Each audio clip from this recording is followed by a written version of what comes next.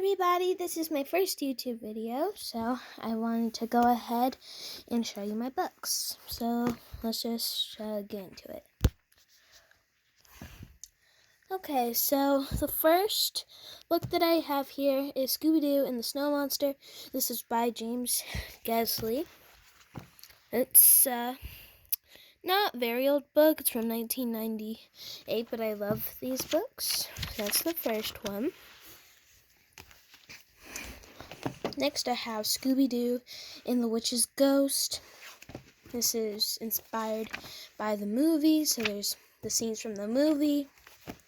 I'm not really sure when this was published. 1999. So 1999, and I just found this one in my cellar maybe 2 years ago or something. So next, I have another James Gesley book, Scooby-Doo and the Ghostly Gorilla. And this one was made 2002, so a couple years after the first one I showed you. But yeah, this is a pretty good book. Next I have Daphne and Velma the Dark Deception, I think that's how you pronounce it. This one was made in like 2020 actually, so about last year. I haven't read all of it yet, I'm kind of only in the beginning. Next, I have Scooby-Doo Beginner Mysteries. I got this one at a book fair. Monster Madness. This is by Michael Anthony Steele, I think. That's how you pronounce his name. These are beginner mysteries, so the words are pretty easy to pronounce and pretty big, so that way it's a lot easier. Not a lot easier, but this one's just a little bit harder, so I would recommend doing this one for younger children. Next, I have Scooby-Doo and the Pirate Treasure. This one is another younger book. It's the Golden Spine type books, but the illustrations are really nice. And even though this book was pretty short, the illustrations are really nice, and I really like it. The words are a little bit harder actually than this one, but the pictures are great for children and stuff. Next, I have Scooby-Doo and the Zombie's Treasure by James Gesley. I really hope I am pronouncing his name right. I'm sorry if I'm not. This was made in 2000. This is one of my favorite books. Scooby-Doo in the Haunted Lab. This one requires this is like a decoder book. So it originally came with a magnifying glass, but I found this one in my cellar without the magnifying glass.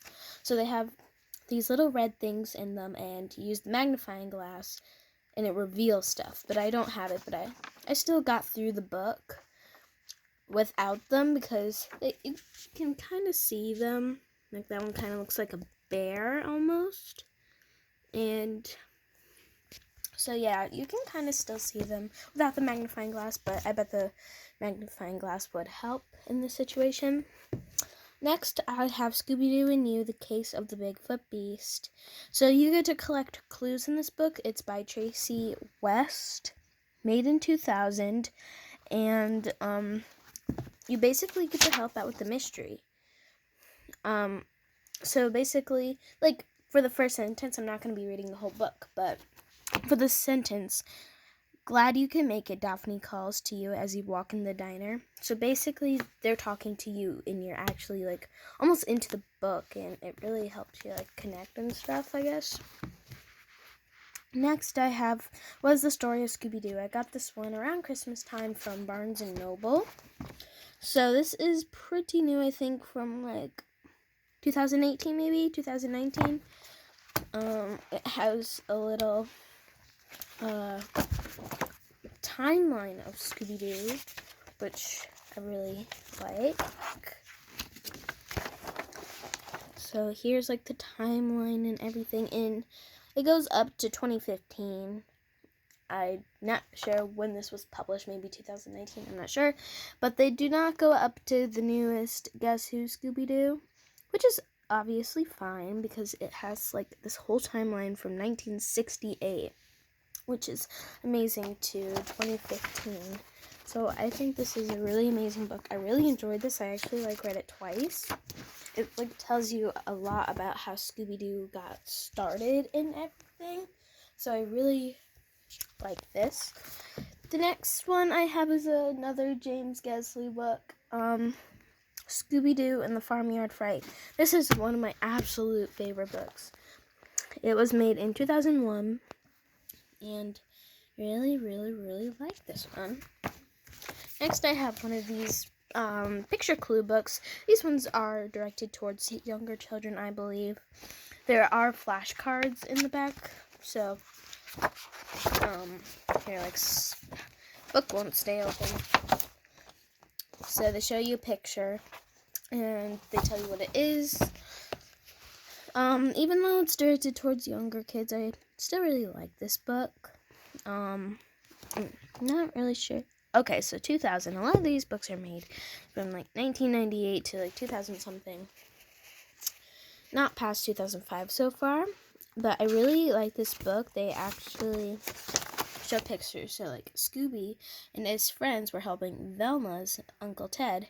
Uncle Ted's job is to find bones for the museum or fossils or something. So they show you pictures for some of the words that might be a little harder, I guess. A lot for the names. This book is by, I'm trying to find it, Aaron Sodberg.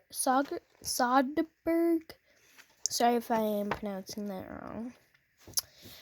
But yeah, this is a pretty cool book. Next are not like really Scooby-Doo books, but the Scooby-Doo cookbook. This one is like, I haven't used much of it yet, but the illustrations in here are really cool, and I am planning on drawing some of them because I like doing Scooby-Doo drawings. And the last one that I have with me right now is Scooby-Doo's Laugh Out Jokes. So these are just jokes with Scooby and the gang in them with cool illustrations, and this whole book is a bunch of jokes, and I got this also from Barnes & Noble from my mom. So yeah, those are the books that I have with me right now. I'm not quite sure if I'm missing some. I think I am. Maybe some of them are downstairs or something.